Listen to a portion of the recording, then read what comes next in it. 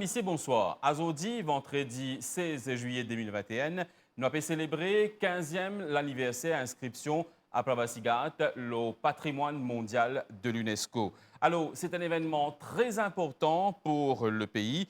En effet, vous rappelez les autres qui c'est en 2006 qui sa inscription-là faire et quand même l'Itimok une scène mémorielle bien fort, comme on dit dans l'histoire, nous l'île Maurice. À Pravasigat, nous rappelons, un site qui servi de dépôt pour un hommage à un travailleur sous contrat qui y contribuait grandement à développement nos pays. C'est un site qui aussi rappelle à la population comment le pays fin progresser au fil de l'année pour atteindre justement sa niveau de développement qui les fin atteindre aujourd'hui là. L'inscription à Pravasigat, donc la liste patrimoine de l'UNESCO, c'est une grande affaire pour Maurice. C'est le thème de nos discussions aujourd'hui avec nos bonnes invités. Moi, on a le plaisir d'accueillir donc sur ce plateau le directeur de la Pravasigat Trust Fund, M. Chan Ramgoulam. Bonsoir. Bonsoir. Également donc avec nous Kiran Chatoujanki, donc qui est chercheur du Pravasigat Trust Fund. Bonsoir. Bonsoir, Sylvain. Alors, me tourne-moi justement vers M. Chandram Goulam pour la première question. Donc, Mondiali, c'est un événement très important pour l'histoire de nos pays. Sa reconnaissance internationale là, c'était, nous bien dire, une longue lamorce, une longue traversée. Qui aurait senti Zodi quand on pense des années en arrière, sa inscription-là, qui aurait senti Zodi? Merci pour cette bonne question. Et Libon me rappelle que c'est le 16 juillet, c'est une date historique dans l'histoire de nos pays. Quand inscrire le site au niveau UNESCO, et ce n'était pas chose facile, c'est un combat de longue haleine et de longue durée, de 22 ans. Et il y a une date très très importante qui m'a faire mention et qui est bon que toute la population prend connaissance de ça parce que des fois nous avons une tendance à oublier une date et surtout pour mettre l'emphase la nouvelle génération jeune bien comprend le portée de cette inscription au niveau UNESCO.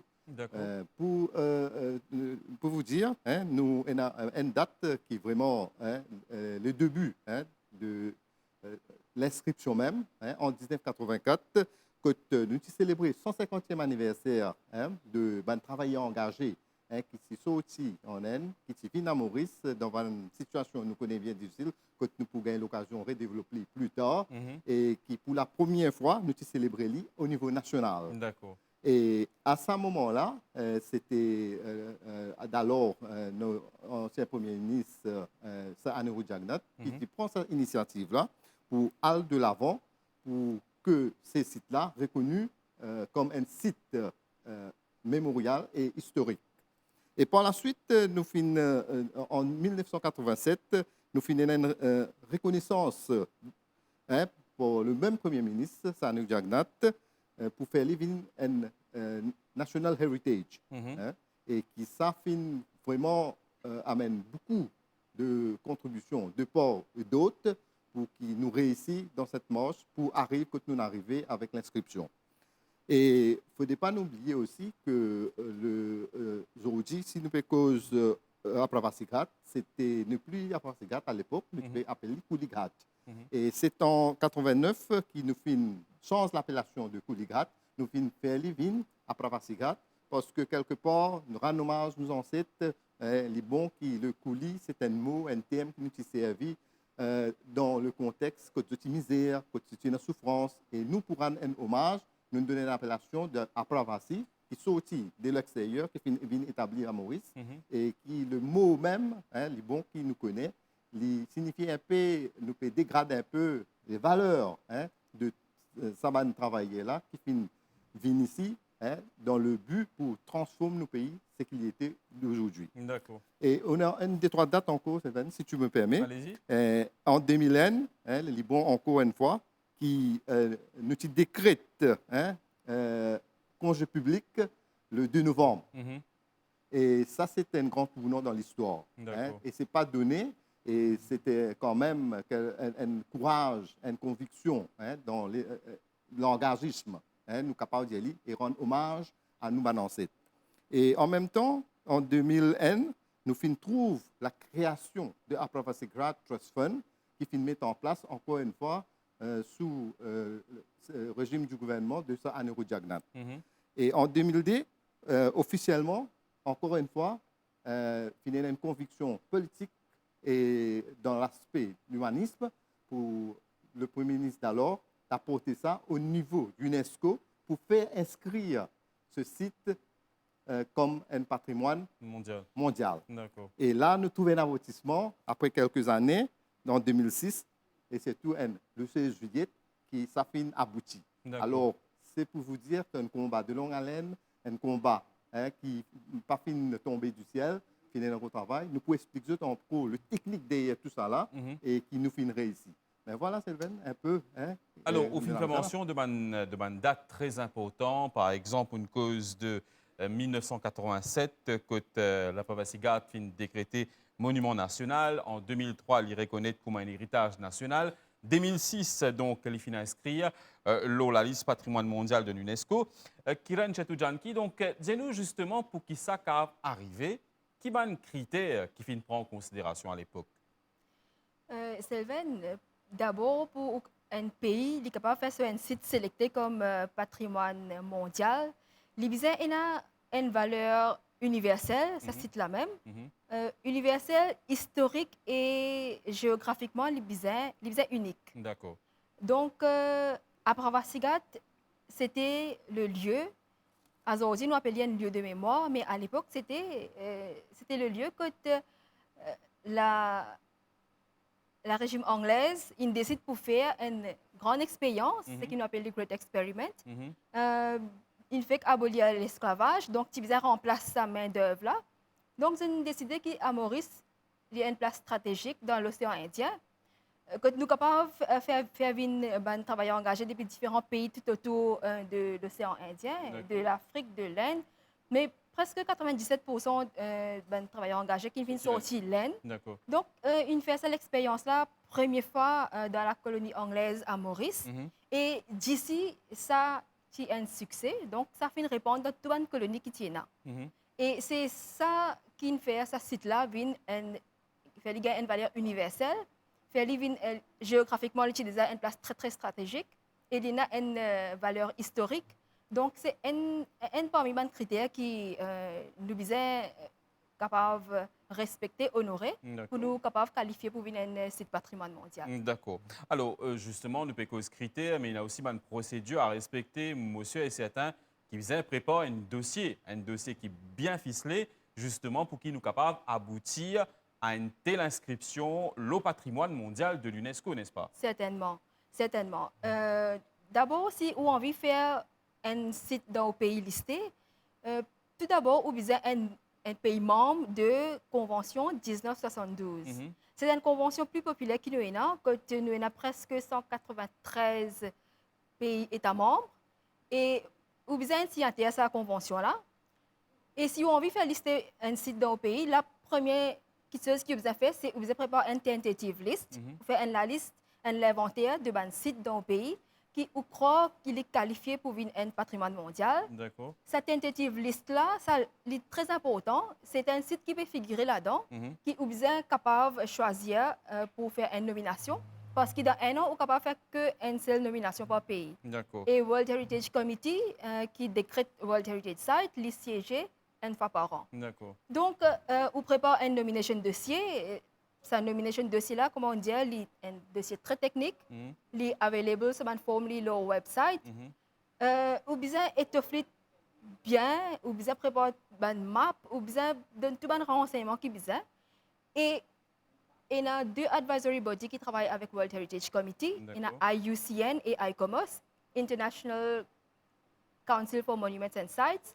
Et IUCN, il est côté nature. Donc, vous qualifiez les deux critères pour un World Heritage Site. Ainsi, on a une valeur culturelle universelle ou bien une valeur naturelle universelle. D'accord. Donc, IUCN et ICOMOS, c'est des advisory bodies qui peuvent aider ce pays-là faire ce nomination dossier, donner tout le guidance qui besoin. Et c'est là qui pourrait recommander ce pays-là à World Heritage Committee. Et World Heritage Committee est capable de faire sa nomination-là si jamais manque de l'information. Mhm. Et après, là, on retravaille au dossier, ou envoyer, donc l'année prochaine, maintenant, du moment où le pays est sélecté par World Heritage Committee ou vient un World Heritage Site, c'est un site, titre honorable, un privilégié. Et du moment où le site est un World Heritage Site, maintenant, ce n'est pas juste au pays Qui gagnant? qui gagnant, qui gère ce site-là. Mhm. Il y a un site Protected Zone qui maintenant il peut aussi générer, Par- administré par l'UNESCO. UNESCO. Voilà. D'accord. Et où pour monitorer ce site-là, Mhm. tout en respectant tout bon règlement, tout bon engagement, tout bon la loi qui l'UNESCO lui préconisé. D'accord. Donc maintenant, où besoin une local administration pour veiller à ce qu'on protège sa protected zone là, Mhm. où besoin une restricted access, où besoin un close monitoring, où besoin une administration locale, comme on dit une buffer zone pour protéger l'entourage du site. D'accord. Donc c'est ça une procédure qui D'accord, d'accord. Alors, Monsieur Charlan Goulam, donc, combien d'années ça finit prendre justement pour qu'il nous capable d'aboutir à sa inscription-là comme patrimoine mondial de l'UNESCO? Oui, comme on fait dire, ça fait pour nous une bonne vingtaine d'années, 22 ans exactement, depuis nous commençons le processus, D'accord. depuis nous finissons sa vision du gouvernement d'alors, dirigé par ça New Jagnot, qui est un visionnaire dans tout le domaine, et il n'est pas fini par une ligne, dans ça l'aspect le caractère culturel et que trouver l'importance de la diaspora des immigrants qui finissent venir, qui finissent vraiment transforme le pays que l'y était aujourd'hui. Pour dire donc, tout ça, l'étape qui finit là, maintenant, qui vous finit mentionner ou qui vous finit mentionner aussi, c'était justement ayant pour but aller vers sa inscription-là. Certainement, D'accord. certainement. Et ça nous aboutit et finalement beaucoup de travail et surtout mon collègue Kiren décrit un peu au niveau technique, au niveau du dossier, la préparation et finalement un gros travail qui finit faire et surtout reconnu au niveau UNESCO. C'est pas chose facile, c'est pas quelque chose qui est donné, mais il y a du travail qui nous finit faire de longue haleine et nous fiers aujourd'hui qui ça finit inscrire et ça a une portée, les bons connaît. Le tourisme culturel. D'accord. Et là, nous, l'île Maurice, qui est vraiment perdu dans l'océan Indien, c'est une façon de vendre l'île Maurice à travers cette inscription-là. Le monde entier connaît. Et là, nous pouvons mettre l'emphase et le gouvernement est en train de faire ce qu'il faut faire pour que beaucoup de gens visitent nos pays et nous connaissent l'industrie touriste liée avec une destination culturelle. Et ça qui nous peut viser et me penser avec l'UNESCO qui est à côté, il y a ensemble en nous, qui nous pour réussir dans sa mission-là. D'accord. Kiran Chetoujanki, donc, vous finissez mention de ma responsabilité. L'inscription de la Privacy Guard comme un patrimoine mondial de l'UNESCO, il finit aussi sans pour lui, en quelque sorte, il nous dit, le visage de pour lui.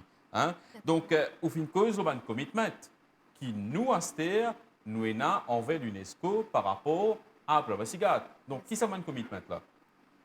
Comme on dit, tout d'abord, nous avons un close monitoring du site.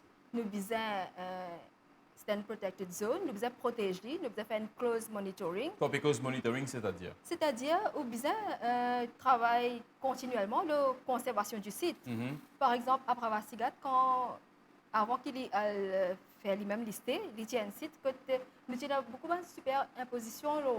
Ce n'était pas le site qui vous trouvait aujourd'hui. D'accord. Donc, vous avez donné ce site-là sa originalité et vous avez veillé à ce que vous mainteniez cette originalité-là.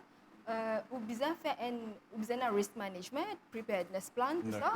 Vous êtes capable de gérer, vous êtes préparé pour les problèmes qui pourraient dans l'avenir. Surtout, quand il trouvé, c'est un site qui est exposé à n'importe quelle catastrophe de la mer aussi. Exactement. Vous êtes capable de décider, quand on a visité le site, dans quelle fréquence vous faites cette visite-là et combien de visiteurs pour le site-là à la fois. Donc, tout ça, mais à part ça, aussi, il y a une national awareness lo sa site là même. Sa site là appartenait à une personne, ses autres patrimoines. D'accord. Donc, ou bien capable de faire autres comprendre à quel qui journée nous traverser là, dans quelle direction nous peut aller, et nous devons faire la recherche autour de ce site-là. Vous avez fait un counseling en quelque sorte. Nous avons fait counseling, mais nous aussi devons faire la recherche. D'accord. en collaboration avec les stakeholders, les gens même qui sont descendants, ils traversent, les ancêtres qui traversent dans ce site-là. Donc, ce site-là appartenait à la communauté. Malgré qu'après Sigat, le ministère des Arts et Culture et Patrimoine, malgré que nous ne gérons ce site-là, mais this is the heritage of people. Donc, nous travaillons avec étroite collaboration avec la communauté, avec les gens. Nous faisons identifier avec ce site-là. Donc, c'est une plateforme qui visait un échange. Et échange au niveau de la recherche, au niveau de la connaissance et aussi au niveau culture. Monsieur Chandra Moulam, donc, comment Kiran Chatoujanki peut faire mention Rapavasigat, pareil, quand nous regardons de l'autre côté, le site Les Mondes, c'est un site qui regorge d'histoire, d'émotions surtout. Donc, comment Kiran Chatoujanki peut dire, bien il a une bonne responsabilité de tout à chacun vis-à-vis justement de ce site-là, n'est-ce pas? Certainement, certainement. Et là, quand nous faisons gestion, nous avons le Rapavasigat Trust Fund, sous ma direction, nous avons une équipe très formidable. Nous avons le parti administratif, nous avons le parti technique, qui nous travaille en étroite collaboration pour maintenir le site Conpecos Monitoring. C'est un peu nos rôles, nous guetter, nous veiller, que toutes les choses passent comme prévu. Et c'est tout les critères qui mettent en place par UNESCO qui nous respectent. Et il y a beaucoup de recherches qui peuvent faire et beaucoup travail en cours nous avons pour faire dans l'avenir. Et surtout, de temps à autre, on évolue. Nous pouvons évoluer et qui le site, le musée même, comment nous pouvons discuter pour les médias, qui améliorer et surtout nous sommes dans l'avenir pour revoir un peu le musée, apporter un peu de nouveautés, justement, de l'innovation. Justement, projet qui est là pour la Rapavasigat dans les années à venir? Dans les années à venir, il y a un des bons projets. Les bons mots faire mention qui, dès que le musée qui finit en existence, nous finissons tout à l'intérieur, décrire un peu le passage de nous travailleurs engagés. Dès qu'ils ont fini cette foot, nous dire, ils mettent le premier pied au sol, comment ils ont fini de traverser, toute une étape bien établie. Mais pour lancer un appel à la population, venir faire une visite, prendre rendez-vous, parce qu'on ne peut pas, dans un seul moment, accueillir tout, les besoins ordonnés et disciplinés. Quand nous pouvons gagner l'occasion, nous avons un heritage guide, comment on appelle ça, un guide qui peut expliquer dans un petit groupe comment le musée fonctionnait et qu'est-ce qu'il y a à l'intérieur. Et dans sa même foulée-là, nous pensons pour amener de l'innovation et surtout avec la nouvelle technologie qui vient, et surtout les jeunes, nous connaissons bien branchés et qui nous apporte sa touche de la nouvelle technologie avec sa rénovation qui nous pense pour amener très prochainement. Et pour vous dire, dès que nous commençons le site, nous finissons un texte qui finit display, qui finit un tableau qui est en anglais, qui est en français, mais malheureusement, quelque part, nous manque le hindi. Et le hindi est lié avec la culture et qui est un véhicule de transmettre tout ce qu'il y a avec un travail engagé. Nous d'accord. Et là, ce qui nous pense pour translate tout encore dans ce qu'il y a, un texte en hindi qui, quand on a invité, surtout de l'Inde, il y en a beaucoup, mon capable de dire, qui viennent spécialement pour faire visite, parce que j'ai envie de connaître c'est quoi. Parce que nous connaissons 90 à 95% des travailleurs engagés qui sont aussi de l'Inde. Non, parce que visite, nous avons un étudiant qui visite le site, nous avons un touriste qui visite le site, nous avons un chercheur étranger qui vient, qui visite le site. On nous sent l'émotion. Quand ça m'a dit là, surtout les gens qui sont sortis depuis l'Inde, viennent sur place. Comment vous êtes senti, vous qui là-bas tous les jours? Qui a une réaction ça m'a dit là? Ben, je suis vraiment touché et je décris un peu la peine qui nous a travaillé avec souffrance, avec rêve que tu prends, tu finis pour un meilleur avenir ailleurs, mais je suis déçu. Nous connaissons et nous connaissons le dicton très bien. Nous travaillons à Maurice quand on vient reçu pour gagner de l'or. Exactement. Alors, je suis venu, c'était un faux espoir, c'était pas vrai. Mais quand même, l'île Maurice qui finit sorti gagnant, mon précause l'île Maurice, c'est pas mal. Développement, c'est vraiment de l'or. À nous dire. Un artisan qui finit bâtir l'île Maurice de moderne d'aujourd'hui. C'est pas là, nous pas pour là. Alors, c'est une réalité. Alors, nous tout hommage qui nous prend, je ne pas pour assez, mais nous continuons là-dedans. Et là, encore une fois, lance un appel à la génération parce que nous, demain, nous pouvons aller, nous pouvons quitter une legacy, une recherche culturelle fort pour cette génération-là, qui se prend flambeau là, je parle de l'avant, continuer à transmettre parce que c'est vraiment, si je dis, l'île Maurice, fin quotidienneté, c'est, nous besoin d'y aller grâce avec le sacrifice, le Dieu labeur de nous travailleurs engagés. Et à l'époque du colonialisme, nous d'accord, de l'époque, nous tenions la capitale, nous tenions la machinerie, nous tenions le savoir-faire, mais sans cette ressource humaine. Et c'est tout l'esclavage qui vient d'abolir, pas de main-d'œuvre. Et c'est ça qui fait mention, le grand expérience qui à l'époque, colonisateur qui fait pour essayer. De type essayer. Et ça, c'est une réussite. Et pas une réussite sur l'île Maurice.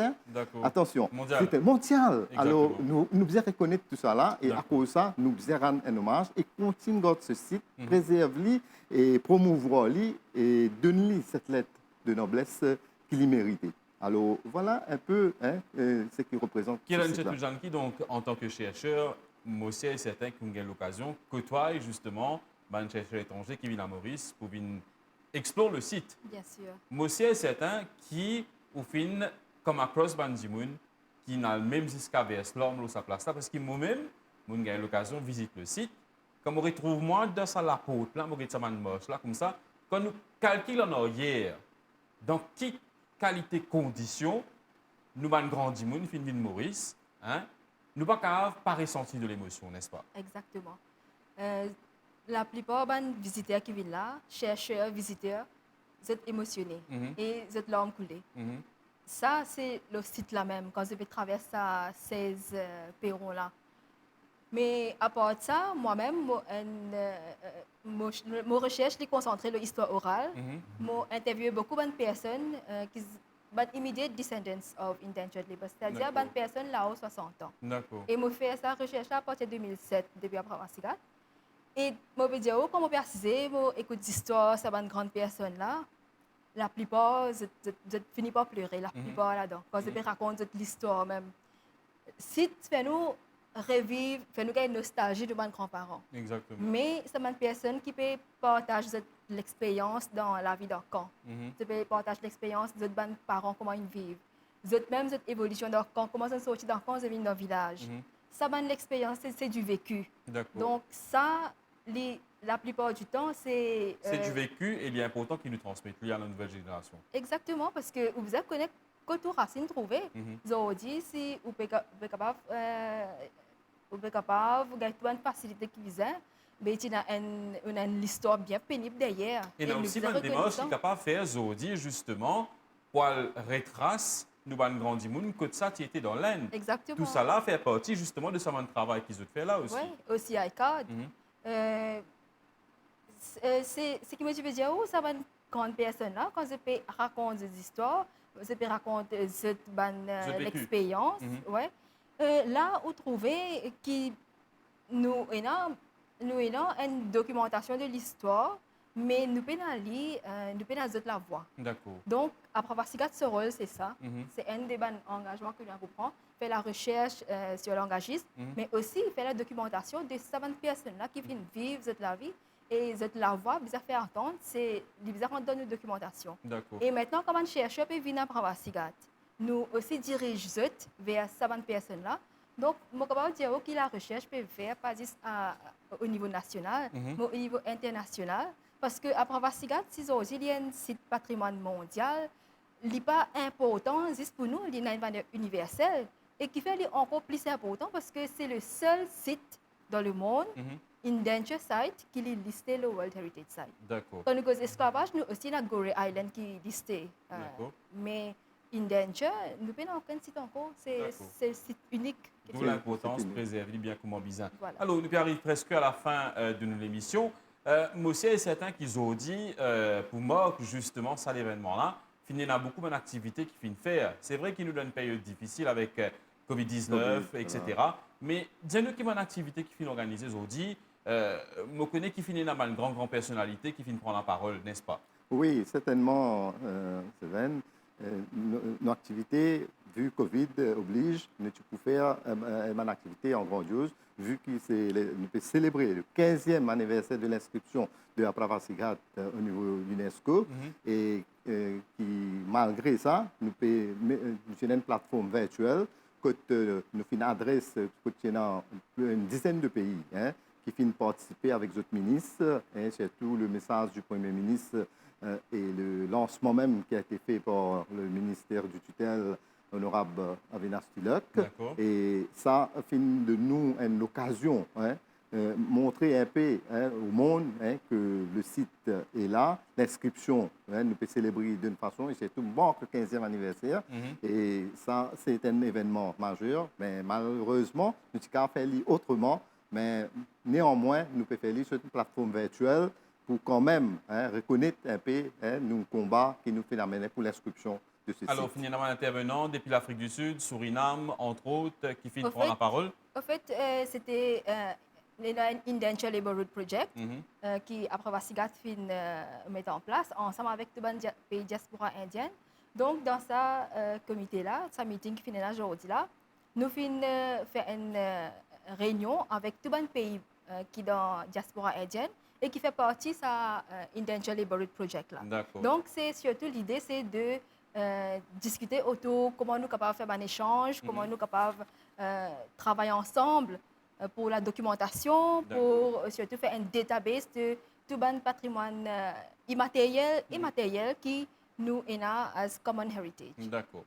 Ben, écoutez, chers invités, nous arrivons à la fin de l'émission. Je tenais à dire un grand merci pour votre présence. Allez-y.